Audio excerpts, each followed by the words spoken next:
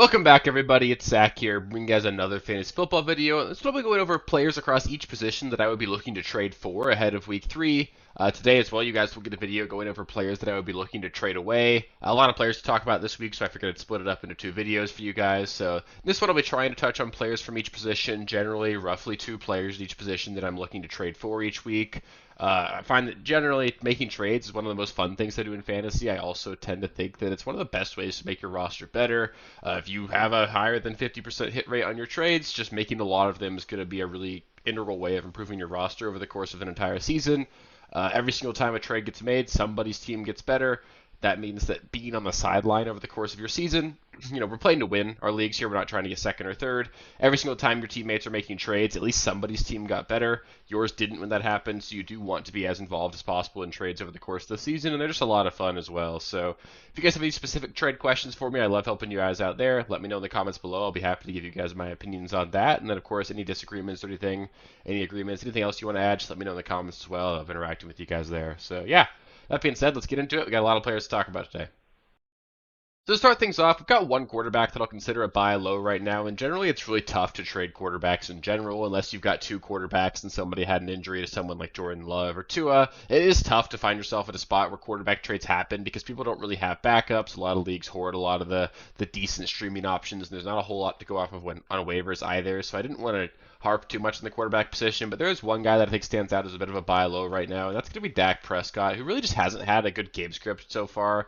We haven't really seen what the Cowboys look like in a normal game environment yet. We saw them just absolutely blow out the Browns. Didn't need to throw the ball a lot there. And then we saw them, on the flip side, get blown out by the New Orleans Saints. Just weren't able to get a lot going there.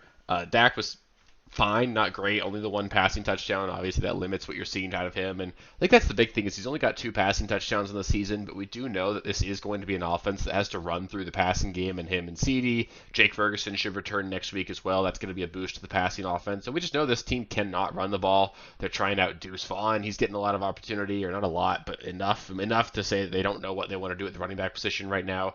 They can't run the ball very effectively. If they're going to move the ball, if they're going to win games, it's going to be because of Dak Prescott and CD Lamb. They have good matchups going forward as well here. They've got Baltimore next week, who we just saw give up a pretty big game to Gardner Minshew, and then the Giants in week 4, which are just an absolute beautiful matchup for the quarterback in the passing game in general. The Giants are one of the worst defenses in the NFL. Dak should certainly put up a monster game against a division rival there. So I think Dak should be like a fringe top 8 quarterback going forward. I prefer him to Joe Burrow, who was drafted right around him. Obviously, Jordan Love's knocked out of there right now. So I think Dak's a guy that you could put right up next to Mahomes, honestly, the rest of the season, and he's definitely not going to cost you nearly that. If you lost Jordan Love, you lost Tua, if Jared Goff's been letting you down, I think you could get Dak pretty cheap right now, and you could certainly do a lot worse than him going forward.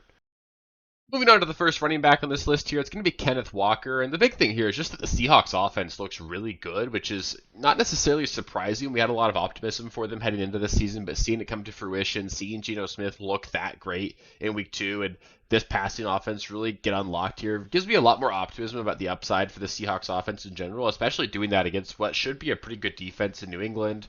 On top of that, they get Miami in week 3, not week 2 there. They get Miami next week. We just saw what they let James Cook do against them with the 3-touchdown game. On top of that, Charbonnet just did not look good at all. I know he's had decent fantasy games so far because he caught 5 passes, scored a touchdown again in this last game, but Charbonnet is not going to threaten Kenneth Walker for touches here. Kenneth Walker is by far a more talented player. They're really vocal about how they want to use him as a pass catcher as well, and we sort of saw a little glimpse of it in week 1 here. Kenneth Walker looked absolutely fantastic before leaving with that abdomen injury.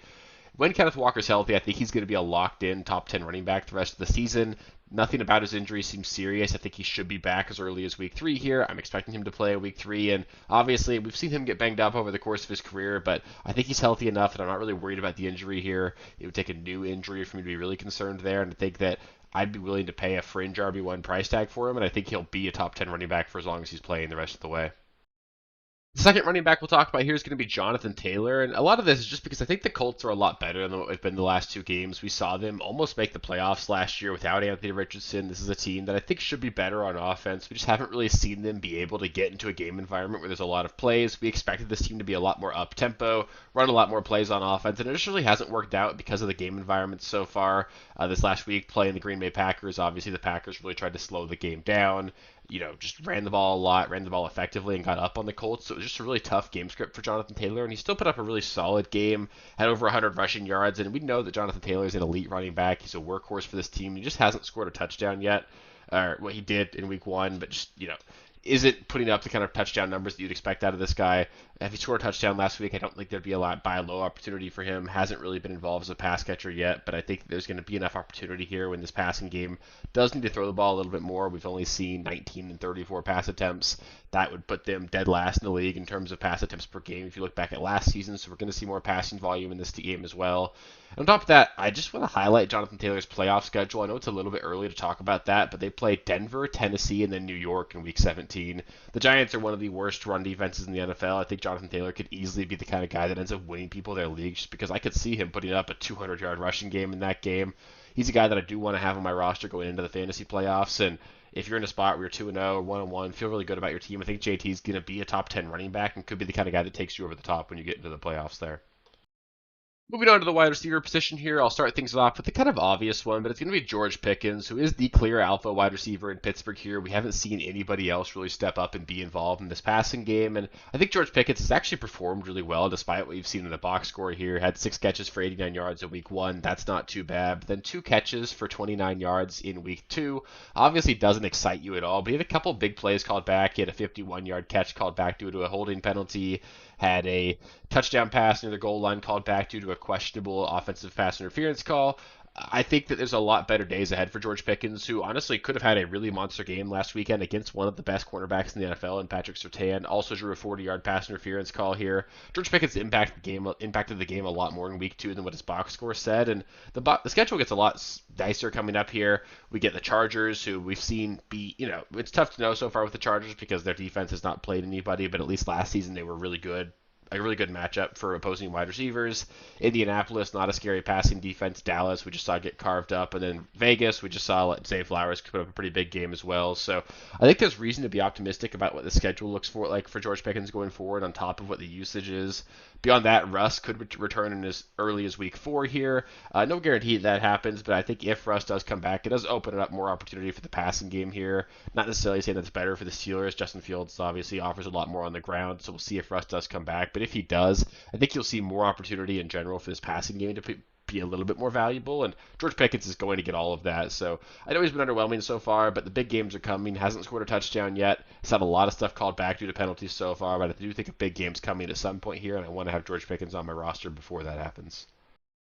The second wide receiver we'll talk about here is a bit of a controversial one, but I'm going to highlight Amari Cooper, who does have 17 targets through 2 games. He's only caught 5 passes and has obviously been a huge disappointment so far. A large part of that due to just the fact that Deshaun Watson looked absolutely awful in week 1, and they didn't need to do a whole lot in week 2. The Jaguars offense just couldn't get anything done against the Browns. The Browns were able to sort of lean on their lead and not do a whole lot this week. So I think that we really haven't seen what can happen so far for Amari Cooper, but he is still earning highly valuable targets. He's being targeted downfield, has 17 targets over so far. He has had 2 really bad drops as well that would have really changed the story so far about what his season would have been like. He could have had a big touchdown in week 1. He could have had another big catch here in week 2. And Deshaun Watson looked decent in week 2. I'm not saying Watson's great by any means, but if he can just play competent football, Amari Cooper should dominate targets in this offense. And the schedule upcoming for Cooper over the next 5 weeks looks absolutely fantastic. You get games against the Giants, the Raiders, the Commanders, the Eagles, and the Bengals. That's like 5 straight top 10 matchups here. I think Amari Cooper could potentially go on a tear over the next month here. And if you're going to get him, he's never going to be cheaper than what he is right now. I still think he can be a pretty volatile wide receiver too. Not going to be a reliable weekly asset because I do think he's a little bit past his prime. A lot of his targets are deep downfield, so the volatility of those targets is a lot higher than guys that are getting targeted a lot closer to the line of scrimmage, but there's also a lot of upside that comes with that. And again, he's about free right now in my home league. Recently, I traded Quentin Johnston and Khalil Shakir for him to a team that just lost Debo. We have 2 flexes, so they need a little bit of depth on that roster, but that's the kind of thing I think you could do. Those are like 2 waiver tier guys that I was able to trade for Amari Cooper. I do think that could happen in your league, and he's definitely better than those caliber of players right now. Next, the last wide receiver we're going to talk about here is going to be DJ Moore, who I really do think is looking up going forward here. The offense really can't get any worse. We've seen Caleb Williams really struggle so far to start his career, and obviously that's no surprise. Rookie quarterbacks have a really tough time coming into the NFL and putting up big numbers, and I think we're going to look back on the two matchups he's had so far as pretty good defenses. The Tennessee Titans slowed down the New York Jets again this last week. The Titans on top of, they've got L'Jarius Sneed, who's an elite corner. I think he's going to be a really shutdown guy over the course of the entire season, like we saw him do for the Chiefs last season. This last week against the Texans, we saw the Texans, they've got a really good defense actually. They added Daniil Hunter, they've got Derek Stingley, a lot of good pieces on that Texans defense, and I think that there's a lot of reason to be optimistic about what the Bears can do going forward. I think, we expect rookie quarterbacks to struggle coming into the season early on. I know all the hype surrounding Caleb Williams. We all thought, oh, Caleb Williams is going to be awesome right from week one. That's just not realistic for rookie quarterbacks. It's going to be a ramp-up period here. And the schedule after the week 7 bye, which is often when we see these rookies sort of take a step forward, is after that bye week. They get a chance to reset and sort of see how things go from there. They get matchups against Washington, Arizona, New England, Green Bay, Minnesota, and Detroit, with some other games against Minnesota and Detroit in the fantasy playoffs. That is a really great stretch of matchups here. I know New England looks a little scary, but we just saw what the Seahawks defense did to them. I think DJ Moore is in line to be potentially near wide receiver 1 over that stretch of games, and I think he's involved enough. He's not hurting you by starting him right now because they're manufacturing touches for him. Keenan Allen didn't look good in week 1. Was obviously inactive in week 2. I don't think it'd be unreasonable to assume Keenan Allen's going to miss a lot of time this season just because he's obviously missed a lot of time before this year, and now he's even older on a new team. Rome Odunze hasn't looked like he's a guy that's really going to compete with DJ Moore for targets either. This is DJ Moore's offense here, and as Caleb Williams gets better and better over the course of the season, Moore's only going to get better, and I think that even right now he's a startable asset, and things are going to get better over the course of the season, and I think a lot of managers are pretty frustrated with him right now. So I'd look to trade for DJ Moore if you can. I think he's going to be a solid fringe top 20 wide receiver the rest of the way with a lot more upside beyond that.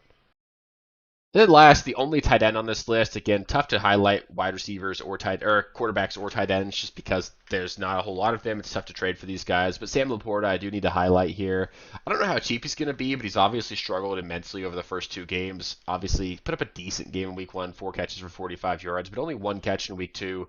Not being the kind of guy that you drafted him if you drafted in the late 2nd or early 3rd round. I think a lot of people are really frustrated with him, and a lot of that's been just due to Jared Goff. He's struggled so far, has not been able to really convert in the red zone. That's been a big thing, is that Sam Laporta was a bit of a touchdown machine last season. You're going to need those touchdowns for Sam Laporta to be a monster at tight end like he was last year, but I think that's going to improve here. They get a week 3 matchup against Arizona. That game could easily be a shootout here.